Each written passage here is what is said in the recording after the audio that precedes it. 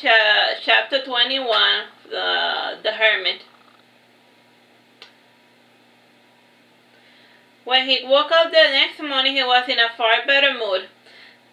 He had finally made peace with the Eugenia situation. It was futile to continue fighting against the current.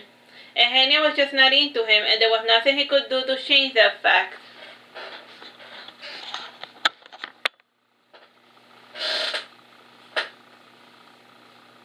Since it was Saturday, Kain went to enjoy his weekend, and he went to the beach again with Carina and her family. Carina was still blissfully ignorant of the circumstances that had led Malik to break up with her. And around noon, Kain went to the beach with his own brood, and they were then joined by Lorraine's family. Kain worried that Una had gathered everyone together to divulge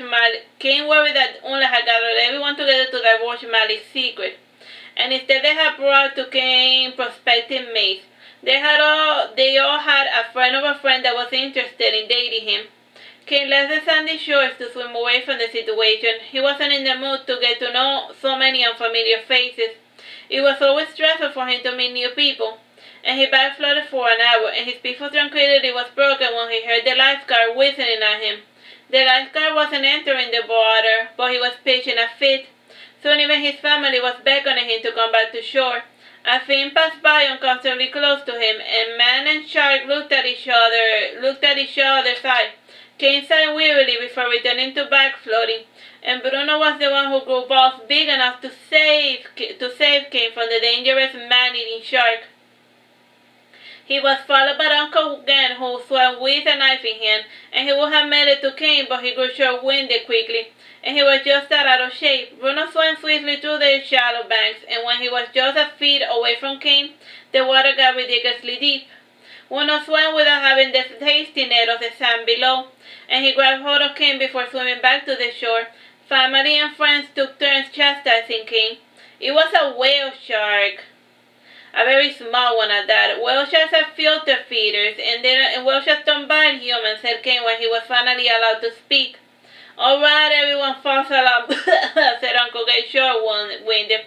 Everyone back in the water, cough. I guess you two are the ones who care the most about me, said Kain, smiling happily, hugging Uncle Gan while shaking Bruno's hand. This incident was a thing that convinced Carina that Bruno was a good man, though the reality was that Bruno also knew that he was a whale shark before entering the waters, and instead of calming everyone down, he swam to save Kain in order to win points with Carina. The swimmers returned to the ocean, and Kain took the underwater camera with him, and he swam back to the whale shark to take a few selfies with the docile creature. And if anything, those photographs served as a good conversation piece. The sun started to set over the horizon, and other families started to pack. The beaches were closed at night due to the lack of illumination. And based on the harsh whispers between Unlagen and Rosanna, Kain guessed that the women were talking about Malik. Malik sighed wearily before placing a wet towel over his head. Kain went up to Rosanna, and he said with a trembling voice, "Even if you don't believe Malik, I want you to know that I believe him." "That's cute of you to say," said Rosanna, not understanding what Kain was talking about. Kain and Luna hadn't told the woman anything, and they took it dodging around the topic, hoping that the other would break the news first. Malik left his seat, and he drew near his mother close enough to whisper his truth. And as he spoke, the color left Rosanna's face. At the end of his tirade, Malik said, "And this is what's been eating me up all these years, and I tried to tell you when it happened, but you scolded me for showing up drunk at your doorstep.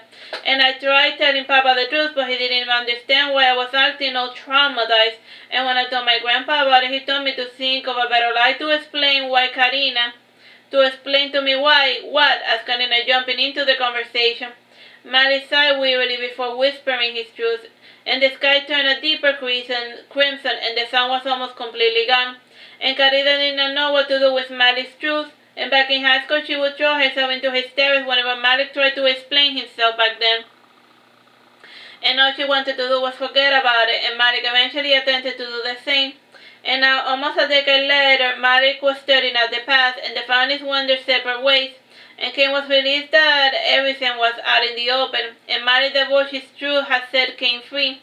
And Jack and Kain didn't leave Miami Beach right away, and the two went to to Sazon to grab a bit of it, and while they were waiting for the state dinner, father and son made small talk.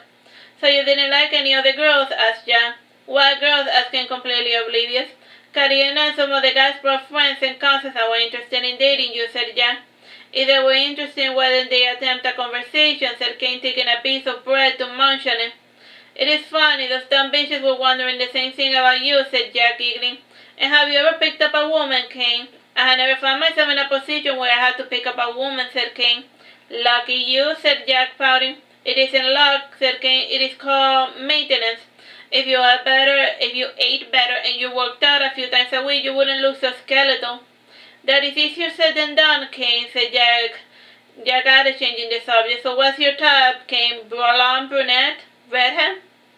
"I don't really care much about hair color, and I don't like women who kick you or throw you things at you when they are slightly irritated. And I don't like women who hysterically scream at you instead of having a polite conversation.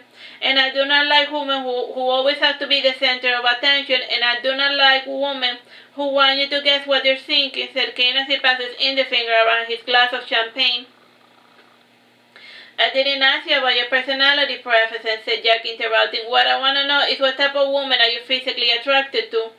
"I'm not shallow, Dad," said Kane before passing his hand over his wet hair. "I have slept with women of all shapes and colors and sizes, and I always felt for all of them the same level of attraction.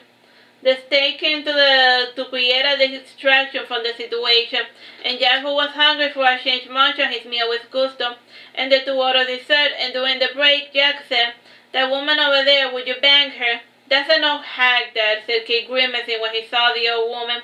"Good, so you do have standards," said Jack, and I was worried there for a second. "And the redhead over there, would you do her?" "No, because she smells like she hasn't showered in over a century," said Kane, smelling the redhead from 2 tables away. "I do expect a basic level of hygiene from the women that are fortunate enough to want to mate with me." "Practice makes perfect," retorted Jan, and he added while gesticulating with his hands, "and I can teach you a few moves that will drive your next girlfriend crazy." The dessert came, completely killing the topic of the conversation, and after they paid the bill,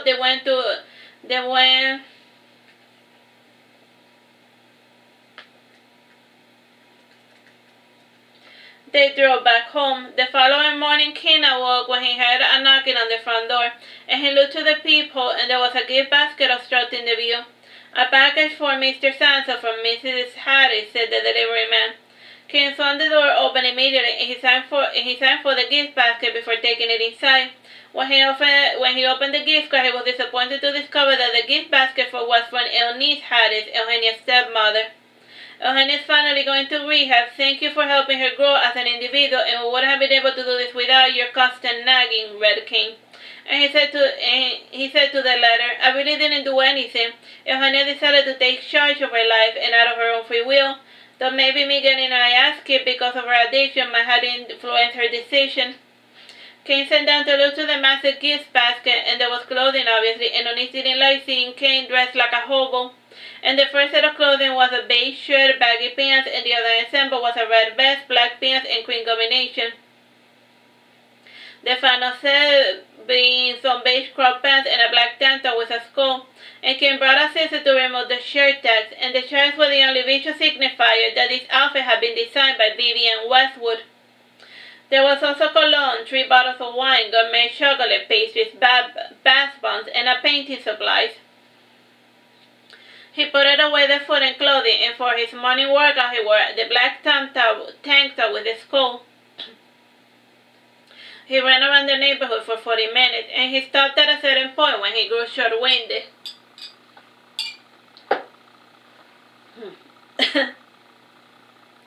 He was still physically recovering from everything he had endured because of Eugenia and Santiago.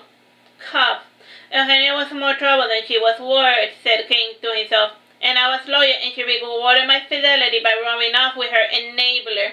At the end of the day, all that woman wanted was for me to applaud her terrible decisions. Kane lightly trotted for 20 minutes before walking, and he felt so tired, so very tired. And he leaned forward before placing his hands over his knees, and he just needed to walk a few more meters to reach the safety and comfort of his home house. and strong hands wrapped themselves around his torso, half carrying him, half dragging him, and when he was at his doorstep, he looked up to face the man who was trying to help him. "What do you want, Santiago?" asked Kain bitterly, and he slumped over the nearby bench. "And you didn't hear it from me, but Eugenia is pregnant," said Santiago, sitting down beside Kain. "Good for you." "Good for her, good for you," said Kain coldly. "I pray that the kid is born healthy." "I don't know how to be a father," said Santiago. "My mom works a lot, so I practically had to raise myself." "How do you do it, Kain?" "I think you should be having this conversation with literally anyone else," said Kain dryly. "I am nobody's father." "You are the only person I know that has experience with children," said Santiago. "You know Michael, you know Eunice," said Kain. "Eugenia's parents hate me," said Santiago. "Can't say I blame him. You were Eugenia's enabler, and it's easy to be an enabler," said Kain. "I don't see why you're getting so worked up. You're probably not the father." "What makes you say that? You didn't use a condom, did you?" asked Santiago, shaking his fist. "Of course I use protection," barked Kain. "I'm not stupid. You can never trust the word of a woman who claims to be on the pill.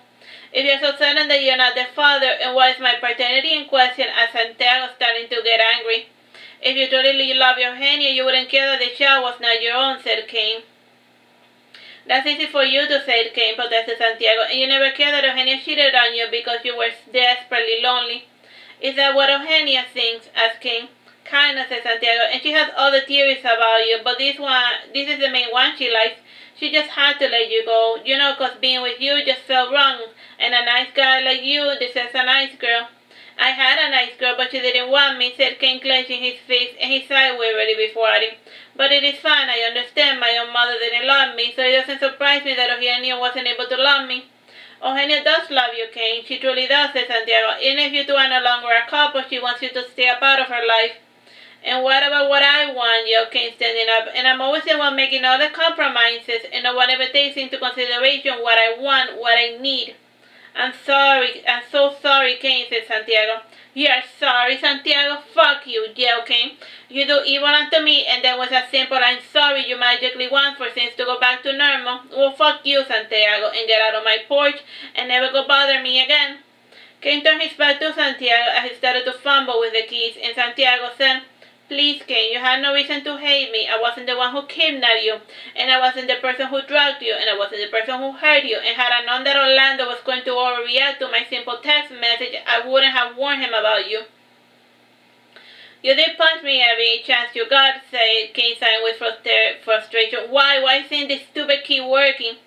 "And now I'm apologizing," said Santiago, "and what must I do to make things right between us?"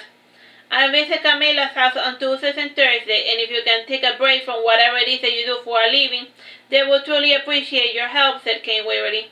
Jack opened the door for Kain, and he was able to enter the familiar comfort of his home. And Jack went to close the door, but Santiago pushed himself inside. And Kain made breakfast for his father and the unwelcome guest, and while Kain worked, Santiago asked Jack for fatherly advice. And Jack regurgitated all of the sovereign words of wisdom his own father gave to him when Kain was born. And Kain served for his father, followed by Santiago, and he made for himself a light breakfast. Just the required amount of calories needed to maintain his form. He wasn't hungry, but if he lost weight, his family would become unhappy, and they didn't need to suffer for a problem that Kain felt didn't have a solution. Alright, that's the end of that book. Bye-bye and God bless.